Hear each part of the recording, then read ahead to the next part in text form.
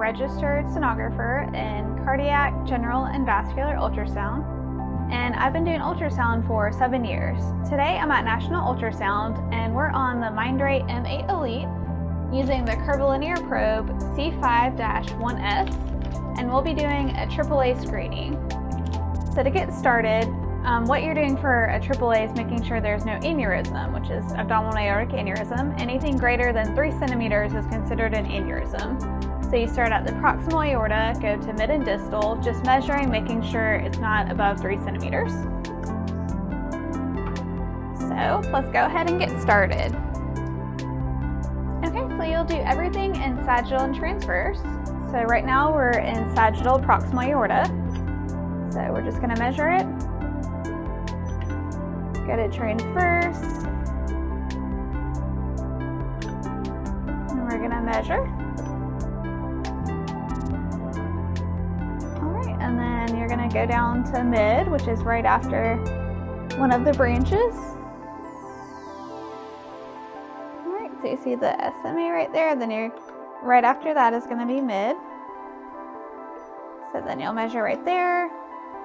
In sagittal, we're going to go into transverse. You'll be able to see some of the pancreas. Alright, and then for distal, right after distal is the common iliac arteries, and you'll see the bifurcation of the right and left. If you go right before the iliac, that's how you know you're at the distal. So we're in distal right there. And then we see the bifurcation using the cursor right there. So right above that is distal. Alright, so you're going to measure it in transverse and sagittal. Okay, then we're going to go to sagittal.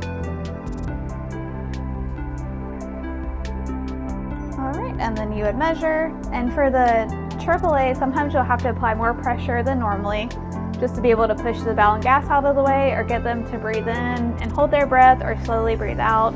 And sometimes you're just not going to be able to see it regardless of how hard you push or take a breath in. You just get what you can.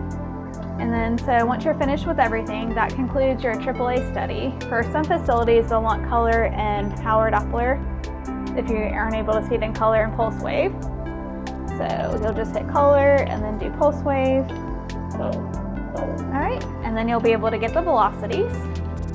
As soon as you're done measuring everything, then you're all finished. Thank you for watching. Please be sure to like and subscribe for more ultrasound content.